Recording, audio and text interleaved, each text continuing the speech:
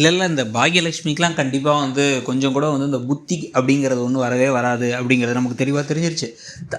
இந்த ஒரு அனிமல்ஸ் கூட சொல்லுவாங்க, மிருகங்கள் கூட வந்து தாங்குட்டிக்கு ஒன்றுனா வந்து அப்படி பாஞ்சு வந்து தாக்கும் அப்படின்ட்டு. பூனைக்குட்டியே அப்படி தான். நீங்கள் பூனைக்குட்டி காக்காலாம் பார்த்தீங்க அப்படின்னா வந்து தன்னுடைய குஞ்சுக்கோ தன்னுடைய குட்டிக்கோ ஒரு ஆபத்து வரப்போகுதுன்னா சீறிக்கிட்டு வரும், யாராக இருந்தாலும் பயப்படாது. அந்த மாதிரி ஒரு நிலைமையில் இப்போ வந்து பாக்கியாவுடைய குழந்தைய உண்மையிலே அவமானப்படுத்தி தனக்காக வந்து கூடவே நின்ன எழில் தான் இருக்கிறதுலே ஆரம்பத்துலேருந்து கூடவே நின்னவர் அவமானப்படுத்தி அசிங்கப்படுத்தி ராசி இல்லாதவங்கிற வார்த்தை தான் ஒரு பெரிய ட்ரிகராகவே ஆச்சு. ராசி இல்லாதவங்க சொல்லும் போது தான் சண்டையே பெருசாச்சு. கிளம்பி மேலே போகலாம் தான் பார்த்தாரு.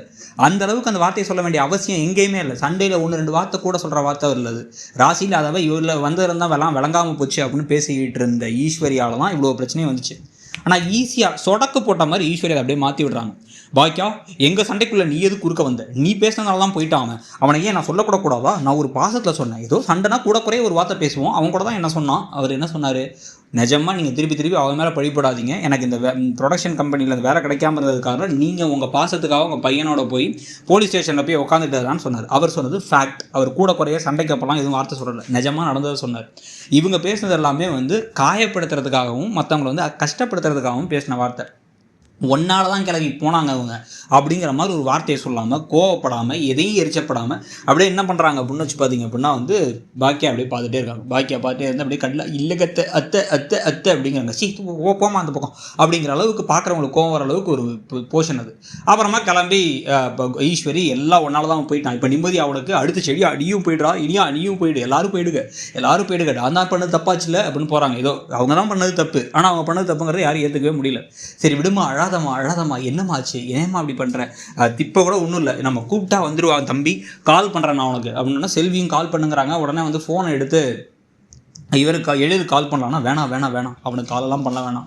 என் பிள்ளை போயிட்டான், என் கூடவே இருப்பான், அவன் போயிட்டான், நானே அவனை போகிறதுக்கான காரணமாயிட்டேன்.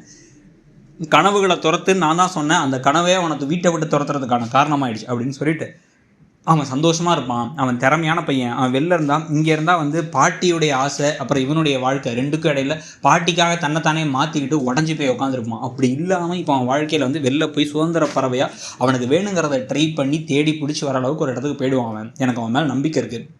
அவன் பெருசாக சாதிச்சு வருவான். அதனால தான் அவனை வெளில அனுப்பினேன். அவனை இங்கே இருந்தானா ஒவ்வொரு நாளும் வருத்தப்பட்டு இருப்பான். ப்ளஸ் வந்து பாட்டியும் சும்மா இருக்க மாட்டாங்கன்னு தெரியும். இதெல்லாம் வந்து ஈஸ்வரி இருக்கும்போது சொல்லலை, இந்தாம்மா ஒன்னால தான் துரத்தி விட்டேன்னு சொல்லலை. ஆனால் இப்போ என்ன பண்ணுறாங்கன்னா அவன் போனதுக்கப்புறமா அப்படியே அழுது அப்படியே பேசும்பொழுது கோபத்தை யார்கிட்ட காமிக்கணுமோ அவங்கள்ட்ட காமிக்கிறது இல்லை. பிள்ளைகிட்ட அட்லீஸ்ட் இதையா தெளிவாக சொல்லலாம், நீ போடா, பாட்டி இருக்க வரைக்கும் இந்த பிரச்சனையாக தான் இருக்கும், நீ வெளில போயிருந்தால் தான் உனக்குன்னு வந்து ஒரு நிம்மதி ஒரு சுதந்திரம் கிடைக்கும், நீ இந்த ப்ரெஷர்லாம் விட்டுட்டு நீ வந்து இப்போ இதாக சாதிக்கலாம் அப்படிங்கலாம். ஆனால் ப்ரெஷரை விட்டு எப்படி சாதிப்பார்? அவருக்கு சம்பளமே வரல. அப்போ சம்பளத்தை வர வைக்கிறதுக்கு அவர் வேலைக்கு போக வேண்டியது இருக்கும். அந்த வேலைக்கு போனால்தான் அவரோட கணவன் நோக்கி போக முடியாது.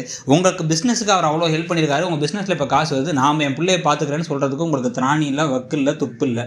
ஆனால் இப்படி ஒரு அம்மாவை நம்ம எங்கேயுமே பார்த்துருக்க முடியாது. ஸோ இதுக்கு எல்லாத்துக்கும் நடுவில் இப்போ என்ன ஆகிடுது அப்படின்னா அவர் கிளம்பி வந்து ஹோட்டல் ரூமுக்கு போயிடுறாங்க.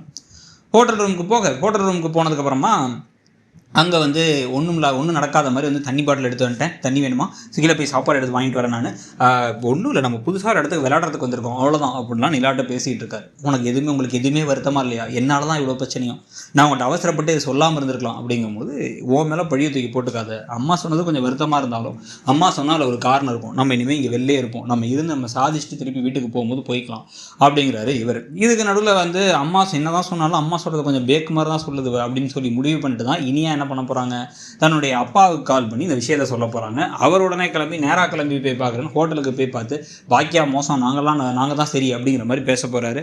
என்ன கூத்து நடக்க போகுதுங்கிறத பார்க்கலாம். நீங்கள் என்ன நினச்சிங்கிறத சொல்லுங்கள். தேங்க்யூ.